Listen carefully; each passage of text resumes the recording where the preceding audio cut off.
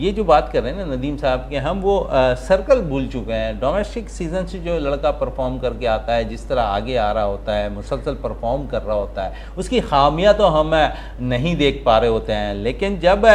Perform उसका loose हो रहा होता है फिर हम उनकी खामियों पर काम करना शुरू करते हैं, और काम करने में ऐसा लगता है कि उनकी जो खामियां होती हैं ना वो तो दूर की बात है, उनकी जो अच्छाइयाँ होती हैं उनको भी हम ख़त्म कर चुके होते हैं। तो ये फ़र्क किस तरह सेट होगा। और अगर हम बात करते हैं पड़ोसी मुल्क के लिए, तो पड़ोसी मुल्क में हम देखते हैं कि वहाँ इन खामियों को दूर किया जाता है, उनको अंडर 19 सतह से इतना स्ट्रॉन्ग कर दिया जाता है कि वो नेशनल टीम के में नुमाइंदगी कर रहे होते हैं, तो आपके पास वो बड़े बेटर वर्किंग सामने आ जाए। उसकी मिसाल कई आपके सामने मौजूद है।